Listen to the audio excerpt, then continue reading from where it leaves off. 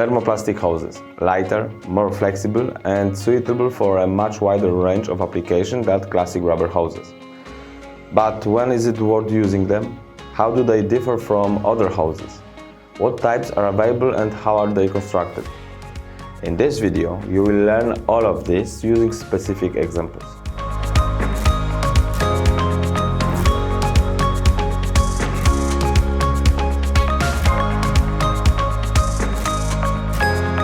Thermoplastic hoses are designed for operation at medium and high pressures, typically in the range of 80 to 500 bar, and in case of ultra-high pressure hoses, even up to 700 to 800 bar.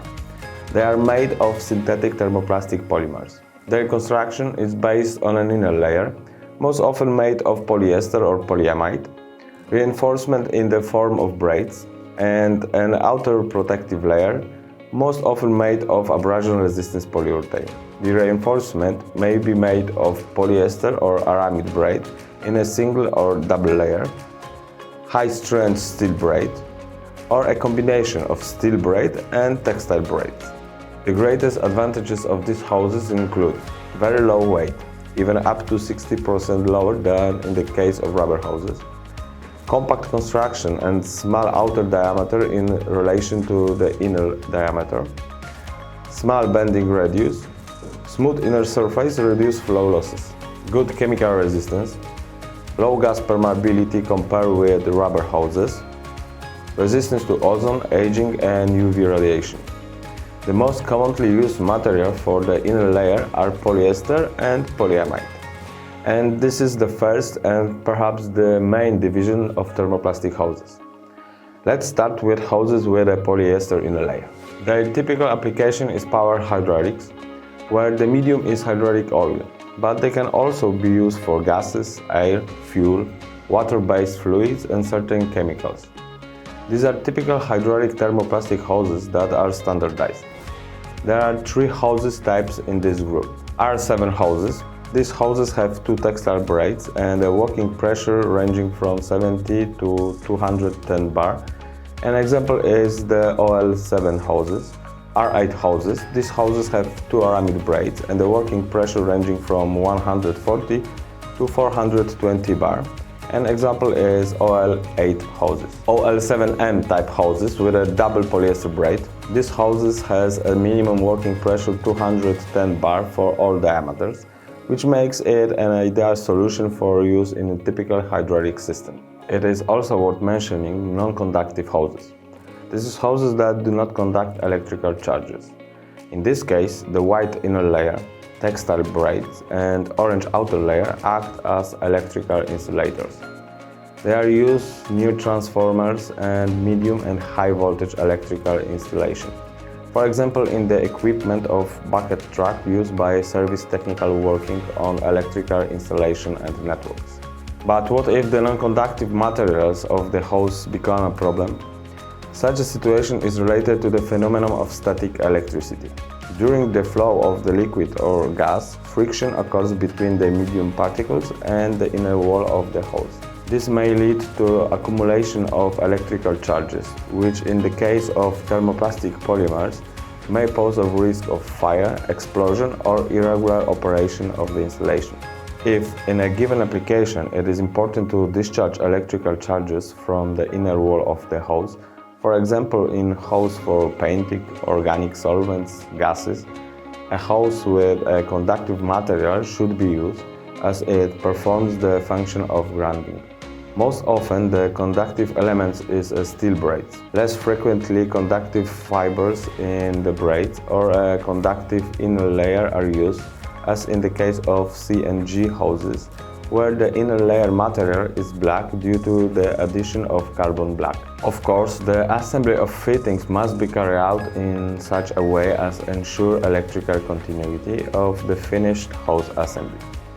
Another group of hoses are marine type hoses, which have an outer layer resistance to hydrolysis, the growth of microorganisms and salt contained in humid marine air. They are also better adapted to low temperatures. An example of such a hose is OL7 hose with a microperforated outer layer. And since the term microperforation of the outer layer has already been mentioned, let us briefly explain what it means. For gaseous media, thermoplastic hoses are characterized by low permeability compared with rubber hoses. But this phenomenon still occurs. Microperforation, also known as pinpricking, means small punctures in the outer layer of the hose. Microperforation prevents the formation of bubbles caused by gas molecules permeating through the material of the inner layer over a long period of operation. Microperforation is necessary in particular for gases under higher pressure.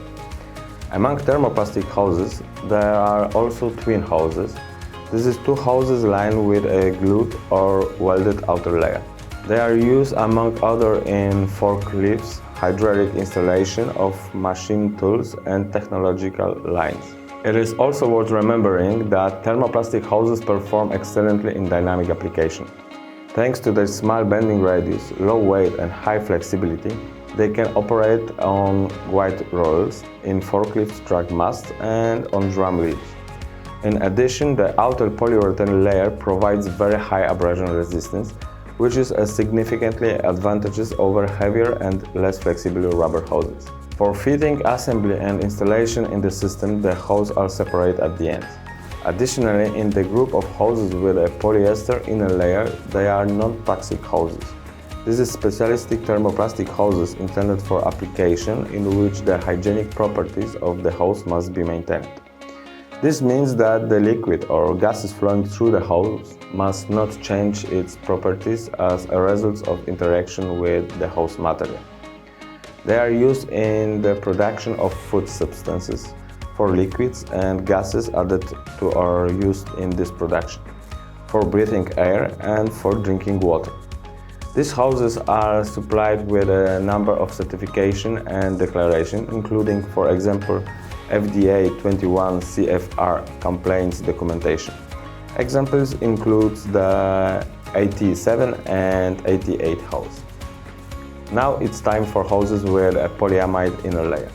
Although in terms of construction, pressure and temperature they do not differ significantly from the hose discussed earlier, their typical application includes solvents and paints, isocyanates and polyols, as well as other chemicals. They are also used for gases, air, water-based fluids and hydraulic oils. In this group of hoses we can also find twin hoses, marine types hoses and antistatic hoses such as AS7 or AS8 with conductive fiber in the braid. As you may have noticed, several hose colors have appeared among both hoses with a polyamide inner layer and this with a polyester inner layer, so let us organize this briefly. In 90% of cases, thermoplastic hoses are black, but certain colors tendencies can be observed. For example, orange hoses are non-conductive type hoses. Blue hoses are usually associated with a polyamide inner layer and application involving solvents and paints. Red hoses are used for CNG transfers. In addition to the hose already mentioned, our offer also includes Synflex Optimum series hoses, which are characterized by exceptionally long service life and resistance to ozone and UV radiation.